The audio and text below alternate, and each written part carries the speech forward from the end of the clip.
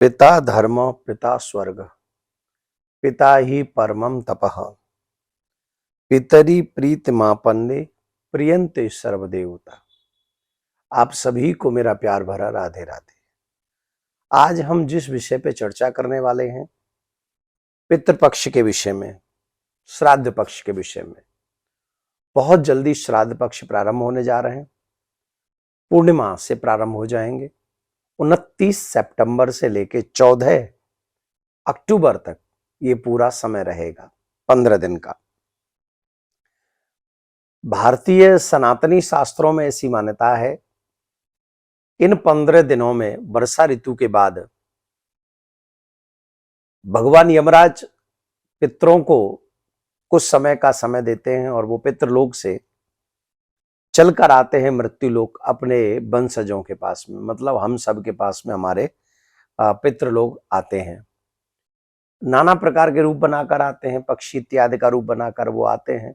इसीलिए हमारे यहाँ इन दिनों में कौवे को भी कुछ खिलाया जाता है, गाय को कुछ खिलाया जाता है, चींटियों को भी खिलाया जाता है, आदि आदि कई ऐसी बातें हैं। तो हम आपको प्रमुख प्रमुख बातें बताते हैं कि आप लोगों को क्या क्या सावधानी रखनी है, और ये चीजें बहुत विशेष हैं।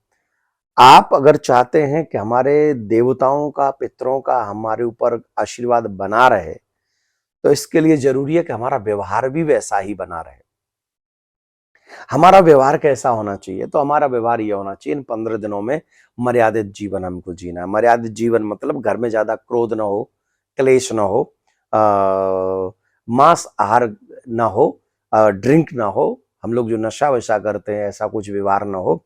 इन सब चीजों से बचना चाहिए हमको। हमारे घर में प्याज लहसुन तक नहीं आना चाहिए इन दिनों में, क्योंकि हर दिन वो आशा रखते हैं कि ये हमें कुछ न कुछ देंगे, ये भावना उनकी रहती है, मतलब हमें अब स्वीकार करेंगे या हमारे लिए कुछ करेंगे। तो कम से कम वो आप जब हमारे यहाँ आए तो वो उनको हमारा घर देखकर उनको बुरा नहीं लगना चाहिए। तो इन चीजों का थोड़ा ध्यान रखेंगे आप सभी लोग।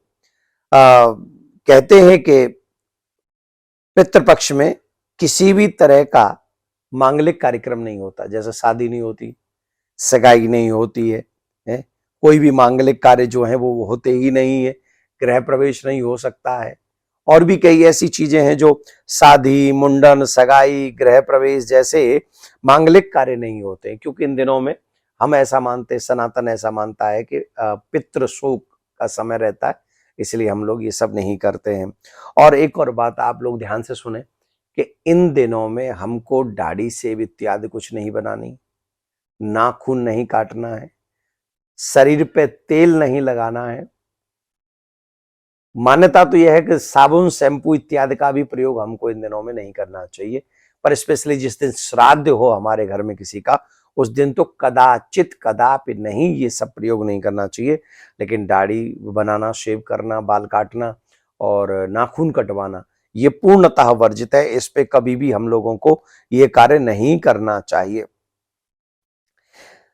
जीव को साल में 2 बार श्राद्ध अवश्य करना चाहिए, 2 बार श्राद्ध अवश्य करना चाहिए। एक तो उस तिथि को जो मुख्य रूप से पार्वण श्राद्ध करने की, जैसे एक तो उसी तिथि को हमको करना है जिस तिथि में उनका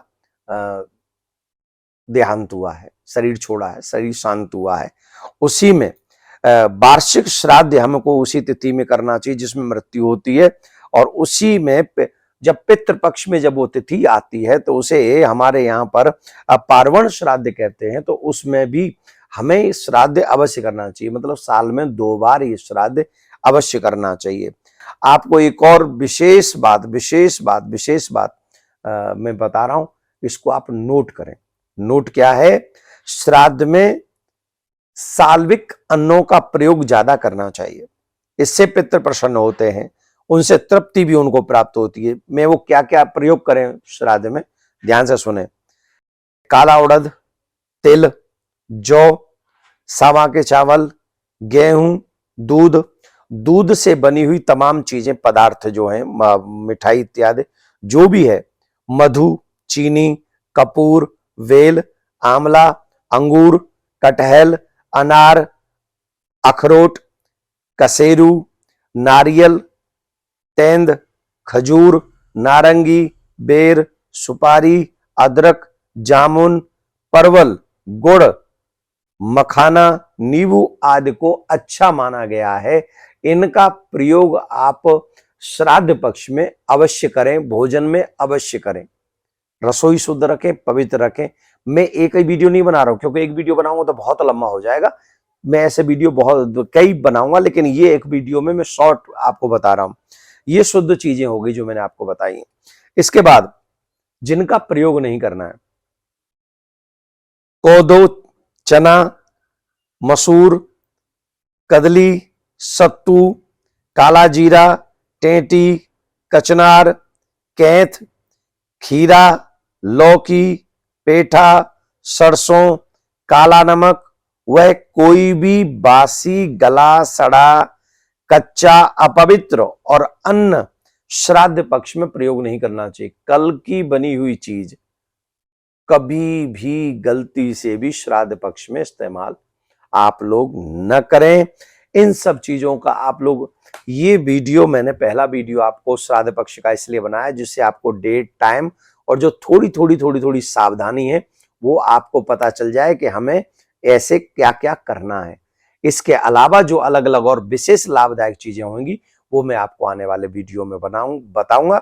आप उन्हें स्वीकार करें। इस वीडियो को ज्यादा से ज्यादा लोगों तक पहुंचा दें, और जिससे उन सबको पता चल सके कि पितरों का आशीर्वाद प्राप्त करने का सुंदर समय अब आ रहा है। हमें उनको प्रसन्न करके भेजना है, रुष्ट करके नहीं भेजना। राधे राधे।